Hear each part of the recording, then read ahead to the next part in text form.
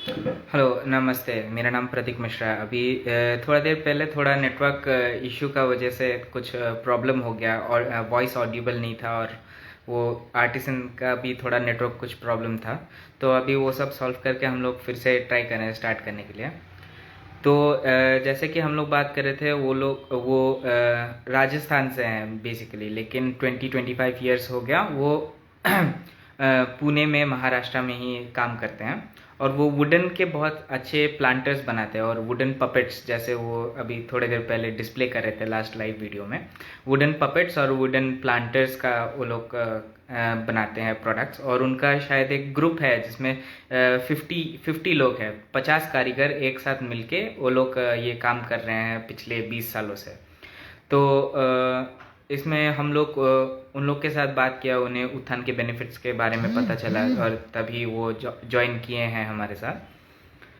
तो हम लोग उनको फिर से लाइन में लेने का ट्राई करते हैं। अभी वो थोड़ा, मैं उनको ऐड करने का कोशिश करता हूँ, और तब तक जब तक वो ऐड होते हैं हम लोग उत्थान के बारे में थोड़ा कुछ बता देता हूँ फिर से। तो उत्थान बेसिकली एक CSR एक्टिविटी है जो कि golden era royal group private limited चला रहा है। तो इसमें हम लोग आर्टिसन के अपलिफ्टमेंट और एम्पावरमेंट के ऊपर काम कर रहे हैं, और कैसे उनको सेल्फ डिपेंडेंट बना सके, इसका हम लोग का लक्ष्य है कि उनको सेल्फ डिपेंडेंट बना सके। क्योंकि आर्टिसंस आज भी बहुत सारे बहुत इंटीरियर जगह में रहते हैं, जो इतने फाइनेंशियली साउंड नहीं है, तो वो लोग आज भी मिडिलमैन के ऊपर डिपेंड करते हैं, जो कि उनको मतलब लेबर कॉस्ट देके उनका फ़ायदा उठाते हैं। सिर्फ लेबर कॉस्ट देके उनको उनको मजबूरन वो लेबर कॉस्ट में काम करना पड़ता है, क्योंकि उनको जैसे भी करके खुद का घर चलाना पड़ता है। और ये उन्होंने कहीं से सीखा नहीं है। ये बहुत लोग सीखते हैं, लेकिन मतलब ज़्यादातर लोग ऐसे होते हैं जो कि अपने पापा से, अपने पिताजी से या दादाजी से ये सब सीख के वो लोग बड़े हुए हैं। तो उनको कोई ट्रेनिंग वेनिंग नहीं दिया जाता है, ये उनके मतलब ब्लड में होता है जैसे। क्योंकि चाहे कोई कितना भी ट्रेनिंग ले ले, अगर उनके पास वो स्किल नहीं होता है तो वो लोग वो प्रोडक्ट्स बना नहीं पाते हैं। और आजकल मशीन मेड की दुनिया में बहुत सारे वो प्लास्टिक मेड प्रोडक्ट्स हैं जो कि एनवायरनमेंट फ्रेंडली नहीं है। तो वो सब प्रोडक्ट्स को हम लोग इरेडिकेट करके जो नेचुरल सब्सटेंस से बनाया जाता है, जैसे बहुत सारे हम लोग बैम्बू के प्रोडक्ट्स हम लोग यूज़ कर सकते हैं, जैसे पेन स्टैंड्स हो गए, डस्टबिन्स हो गए, और ये कोना ग्रास के भी बहुत सारे प्रोडक्ट्स हैं जिसको हम लोग इजीली प्लास्टिक मेड प्रोडक्ट्स से रिप्लेस कर सकते हैं। तो ये सब हम लोग कर सकते हैं जब हम लोग हैंडीक्राफ्ट आर्टिसंस को हम लोग एम्पावर करें, अपलिफ्ट करें। क्योंकि आजकल वो लोग मतलब खुद से भरोसा हार रहे हैं, क्योंकि उनका प्रोडक्ट का डिमांड कम हो रहा है, उनको ज़्यादा फैसिलिटीज़ नहीं मिल रही हैं, गवर्नमेंट की तरफ से भी ज़्यादा हेल्प कुछ मिल नहीं रहा है। तो इसी प्रकार हम लोग ये उत्थान का ये इनिशिएटिव स्टार्ट किए हैं, जिससे कि जिन लोगों को कोई हेल्प नहीं मिल रहा है, जिन लोगों को कुछ हेल्प चाहिए, जैसे रॉ मटेरियल्स हो गया या टूल्स हो गया, तो ये सब में हम लोग उनको रॉ मटेरियल्स प्रोवाइड कर सकते हैं, टूल्स प्रोवाइड करते हैं। और उसके अलावा उनको मार्केटिंग प्लेस भी प्रोवाइड करते हैं। तो ये एक्चुअली हम लोग ने स्टार्ट किया था बहुत 2012 से। हम लोग के जो फाउंडर हैं ये उत्थान के, सर लिमोन रवि, वो इसी बैकग्राउंड में पले हुए थे, क्योंकि उनके पापा ADO थे। तो वो बचपन से देखते आ रहे हैं कि हैंडीक्राफ्ट आर्टिसंस के कंडीशन क्या है बचपन से। तो उन्होंने एक बार ऐसे फील्ड विजिट करके देखा कि क्या क्या प्रॉब्लम्स वो लोग फेस करते हैं एक्चुअल में।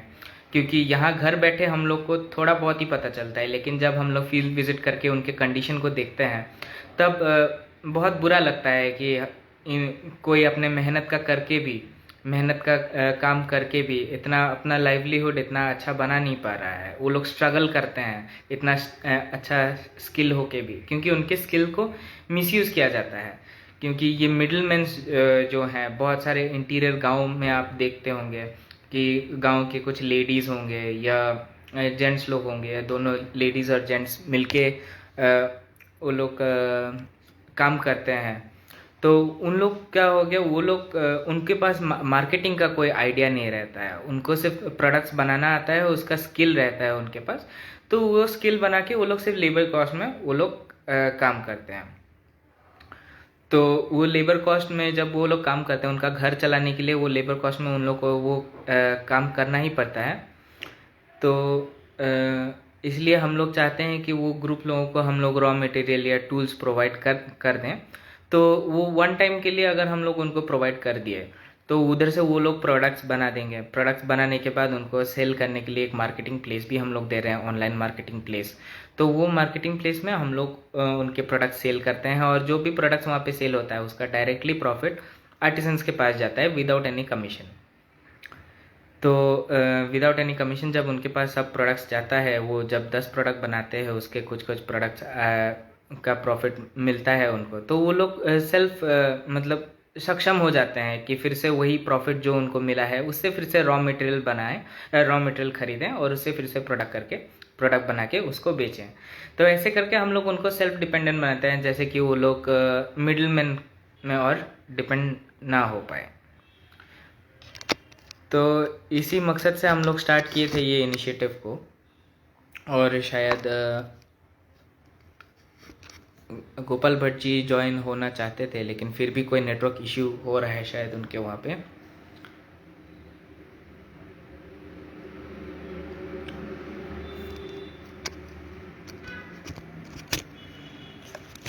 तो ये नेटवर्क इश्यू होने के कारण हम लोग उनको लाइन में लेने में थोड़ा दिक्कत हो रहा है।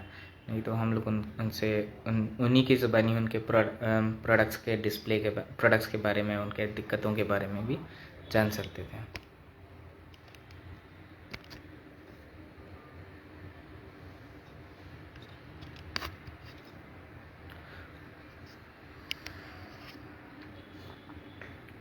हम लोगों ने पास्ट कुछ महीनों में कि पास्ट कुछ सालों में बहुत सारे गोपाल भट्ट जी लाइन में आ रहे हैं, मैं उनको लाइन में लेता हूँ।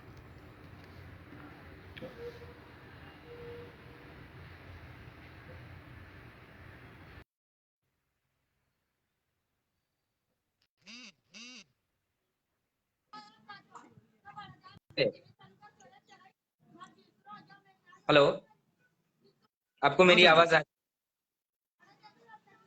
रही है सर जी। जी जी, आपका थोड़ा वहाँ पे नेटवर्क इशू के वजह से लास्ट टाइम हम लोग को ये बंद करना पड़ा। तो फिर से हम जी वही से शुरू करते हैं। आप कुछ बता रहे थे, आप कितने सालों से यहाँ पे पुणे में, और कहा तो हम लोग बात कर रहे थे कि आप कहीं पे ऐसे मतलब परमानेंट सप्लाई कुछ देते हैं या सिर्फ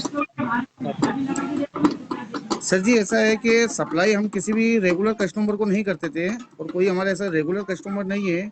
हम ये हैंड कार्विंग अपने घर से ही बनाते हैं, और ना ही तो हमारी कोई दुकान है और ना ही कोई शॉप है।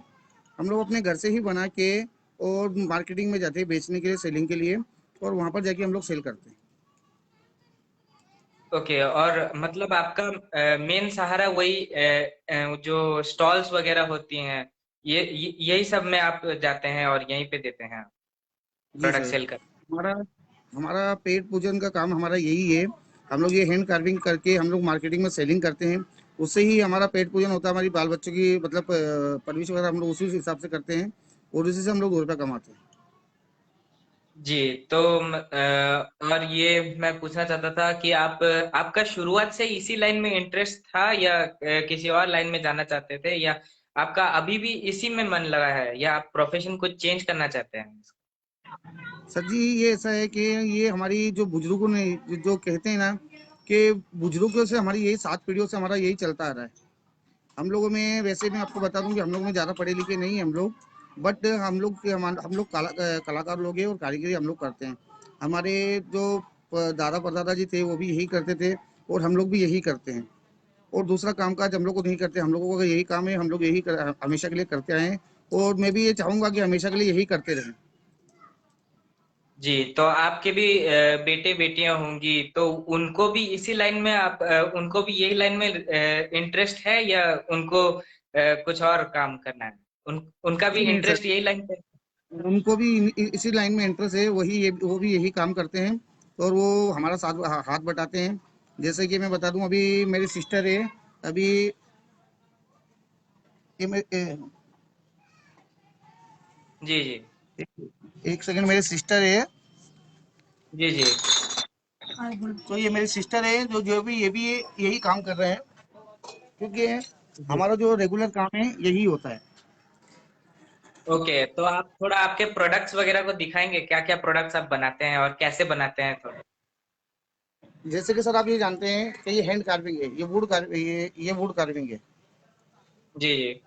ये ये वुड कार्विंग है, ये लकड़ी है, एक नॉर्मल लकड़ी होती है, और वो नॉर्मल लकड़ी में हम लोग ये कार्विंग करते हैं।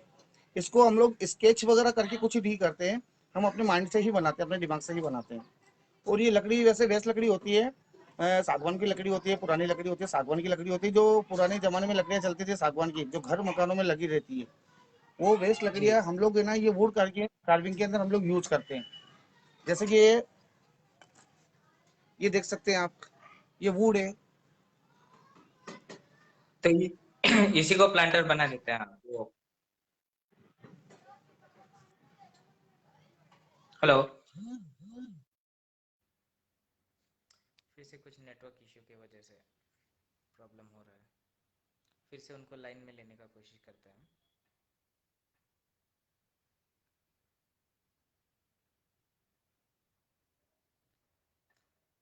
वो जहाँ पे रहते हैं शायद वहाँ पे नेटवर्क इतना अच्छा नहीं है, तो इसीलिए दिक्कतें आ रही है हमेशा। तो फिर से उनको लाइन में लेते हैं।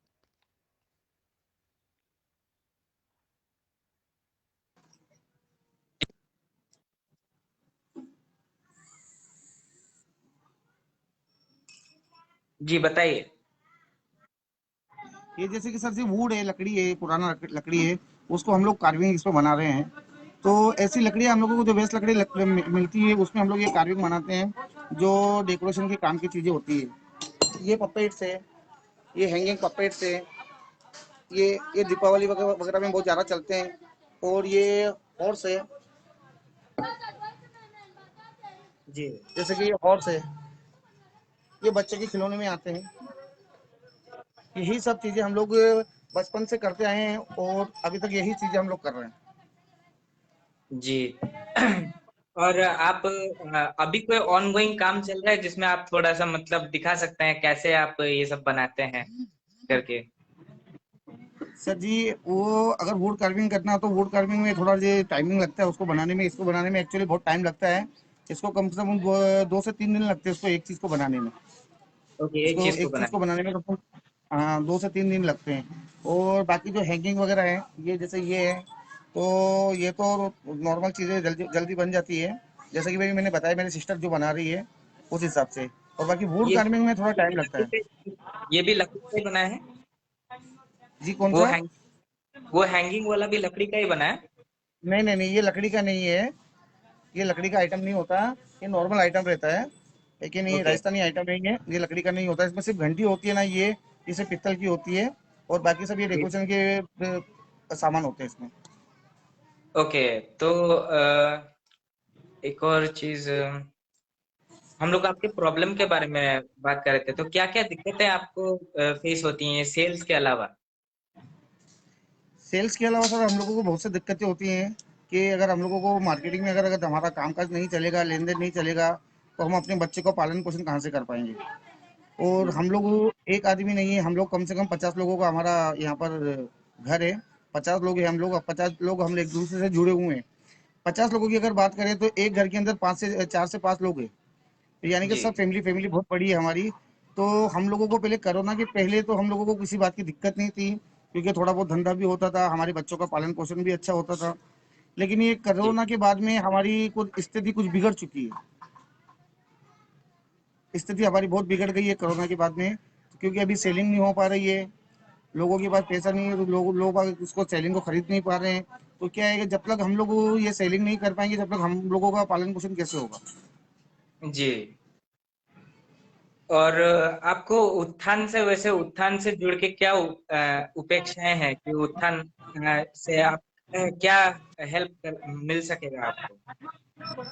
सर जी, उत्थान से हमें ये आशा बनती है, जब से आपसे उत्थान से हमारी चर्चा हुई है, तब से हमें एक आशा बनती है कि वो कहते हैं कि डूबते तिनके का सहारा होता है।